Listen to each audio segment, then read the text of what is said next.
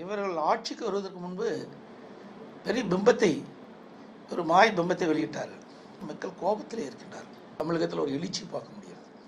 திராவிட முன்னேற்ற கழகம் 3 ஆண்டு கால ஆட்சியில் விலைவாசி உயர்வு, சட்ட ஒழுங்கு சீர்குலைவு, பல்வேறு துறைகளில் லஞ்ச லாவண்யம் ஊழல் தலைவிரித்து ஆடுகின்ற காரணத்தினால இந்த ஆட்சி வீழ்த்த வேண்டும் என்று மக்கள் கருதுகின்றார்கள். மக்கள் இன்றைக்கு இந்த ஆட்சியில் கடும் கஷ்டத்துக்கு உள்ளாயிருக்கின்றார்கள்.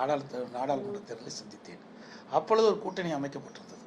வேண்டுமென்றே திட்டமிட்டு திரு ஸ்டாலின் அவர்கள் ஒரு தவறான விமர்சனத்தை தொடர்ந்து வைத்து பல வாக்குறுதிகளை நாங்கள் ஆட்சிக்கு வந்தால் செய்வோம், நாடாளுமன்ற வெற்றி பெற்றால் செய்வோம் என்று ஒரு பொய் பிரச்சாரத்தை முன்வைத்து அதன் மூலமாக அவர்கள் வெற்றி பெற்றார்கள். இந்த முறை அப்படி அல்ல. மக்களுக்கு அவர்கள் மீது இருக்கின்ற நம்பிக்கை போய்விட்டது. நாடாளுமன்ற தேர்தலில் அனைத்து இந்திய அண்ணா திராவிட முன்னேற்ற கழகம் எங்கள் கூட்டணியும் தமிழகத்தில் 39 இடம் பாண்டிச்சேரி ஒன்று 40 இடங்களும் வெற்றி பெறுவோம். இடைத்தேர்தல் விளம்பரத்திலும் அனைத்து இந்திய அண்ணா திராவிட முன்னேற்ற கழகம் வெற்றி பெறுவோம்.